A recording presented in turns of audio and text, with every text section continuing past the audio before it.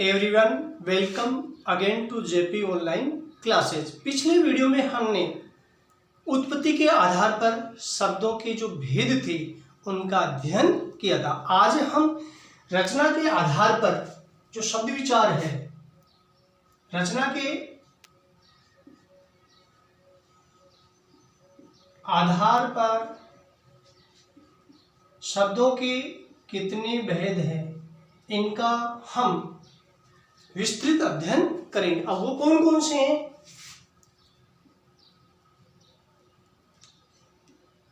रूढ़ शब्द, दूसरा है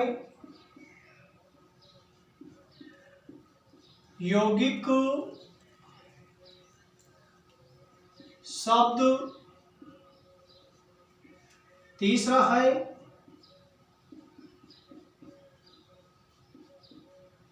योग रूढ़ शब्द। अब सबसे पहले हम जो ये रूढ़ शब्द है ये कौन कौन से या किसे कहते हैं वो मैं बतला रहा हूं। अब इनके उदाहरण में आपको के समक्ष लिख रहा हूं। जैसे रूढ़ शब्द दूध, गाय, रोटी, यानी जो रूढ़ शब्द है दूध है, गाय है, रोटी है। इसके अलावा दीपक,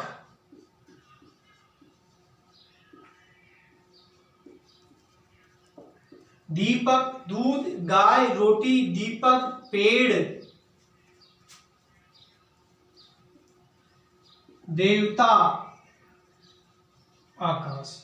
अब ये जो शब्द हैं, रूढ़ शब्द का मतलब होता है, यानी जो हमने ये रूढ़ शब्द लिखे, लेकिन इन शब्दों के अंतर्गत जो वर्ण है, क्योंकि वर्णों के आधार पर ये रूढ़ शब्द बने, उन वर्णों के कोई अर्थ नहीं होते। जैसे दूध शब्द है तो दूध, और हमने इसको दूध जो शब्द है इसको अलग किया, दूध। अब दू का अर्थ कोई नहीं होता है, ढका भी नहीं होता है। जैसे गाय, धर, गा है, गा, ये गाय का भी नहीं होता है। इसी प्रकार रोधन, टी, इसी प्रकार दी, प, इसी प्रकार पेड़।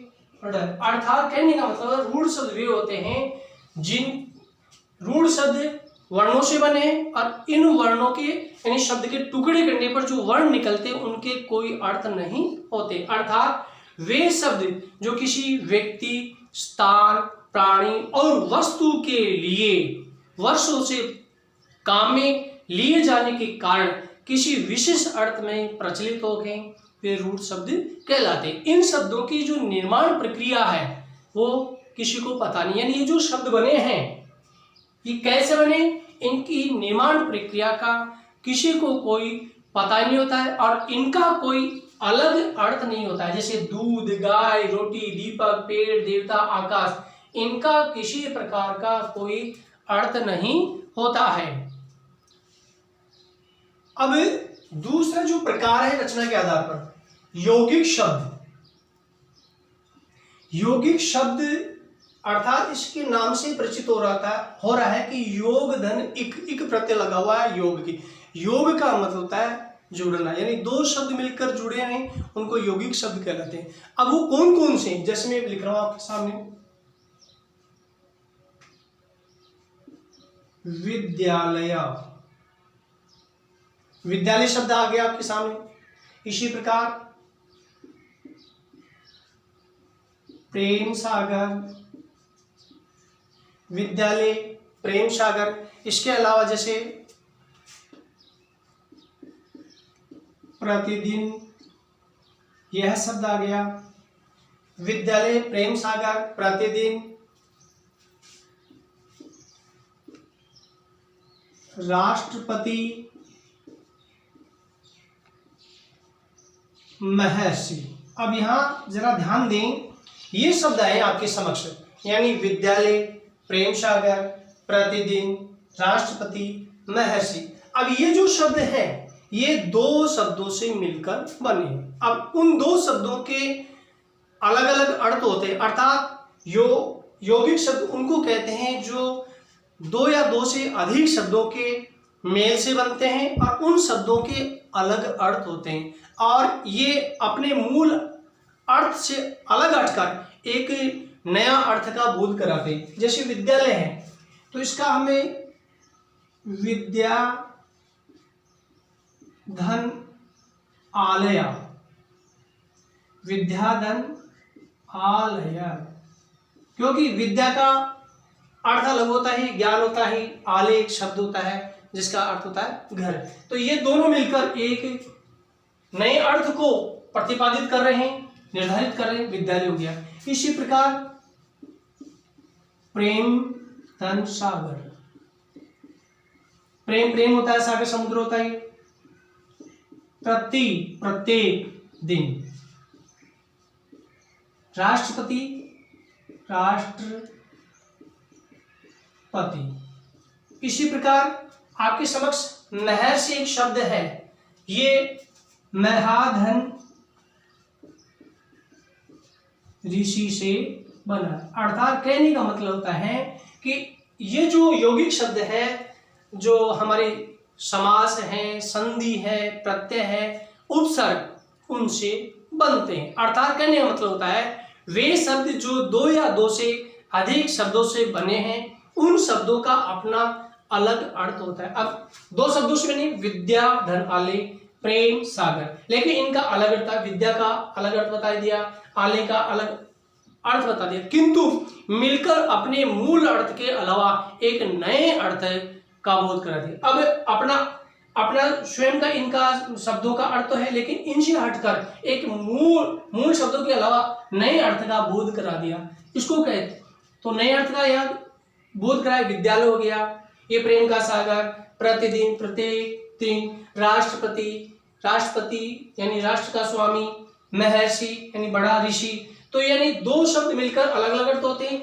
लेकिन ये मिलकर एक नए अर्थ का बोध कराते हैं, उसको यौगिक शब्द कहते हैं। अर्थात वे शब्द जो दो या दो से अधिक शब्दों से बने हैं उन शब्दों का अपना अलग अलग अर्थ भी होता है, किंतु मिलकर अपने मूल अर्थ के अलावा एक नए अर्थ का बोध कराते हैं, उन्हें यौगिक शब्द कहते हैं। ये सभी संधि, समास, उपसर्ग, प्रत्यय से बने शब्द यौगिक शब्द कहलाते हैं।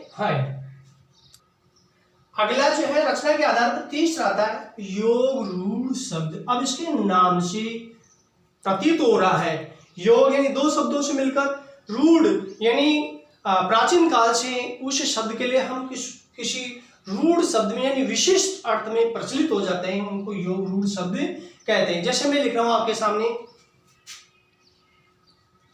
पीताम्र,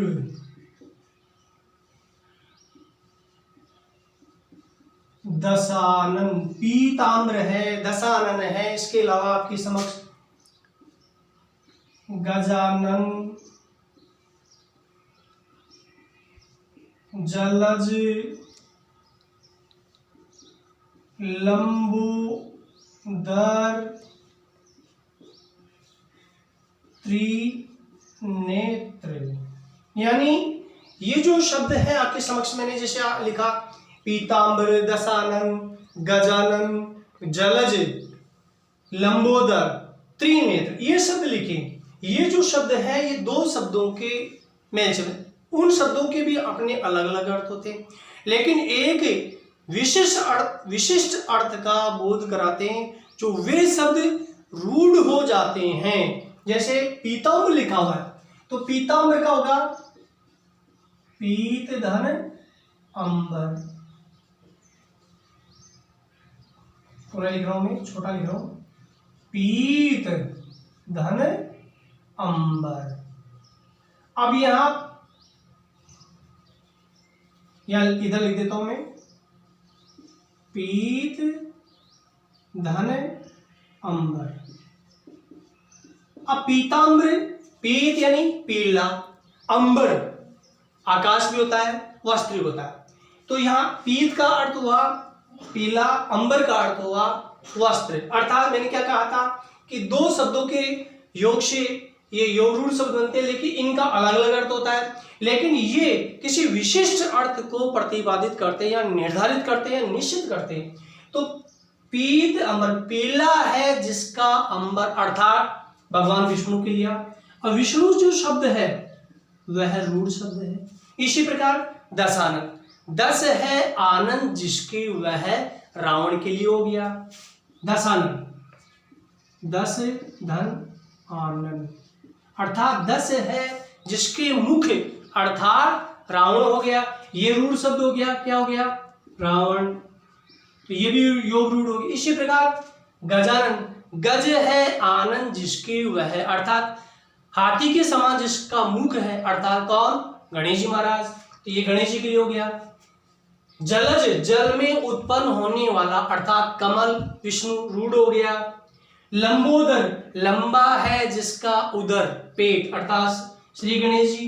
त्रिनेत्र, तीन है नेत्र जिसकी वह है अर्थात शिव जी। अब ये जो इसकी परिभाषा है मैं आपको ठीक तरह से बता देता हूं, यानी वे यौगिक शब्द जिनका निर्माण अलग अलग अर्थ देने वाले शब्दों के योग से होता है, किंतु वे अपने द्वारा निर्धारित अनेक अर्थों में से किसी एक विशेष अर्थ को प्रतिपादित करने के लिए रूढ़ हो गए हैं, ऐसे शब्दों को योग रूढ़ कहलाते हैं। अर्थात मूल अर्थ के अलावा जो अपना विशिष्ट अर्थ प्रतिपादित करते हैं उनको रूढ़ शब्द कहते हैं। अर्थात रूढ़ हो गए क्योंकि रूढ़ कौन कौन से हुआ, इस वजह से विष्णु हो गया, रावण हो गया, गणेश जी हो गया, कमल हो गया, गणेश जी, शिव जी, ये रूढ़ शब्द हो गए।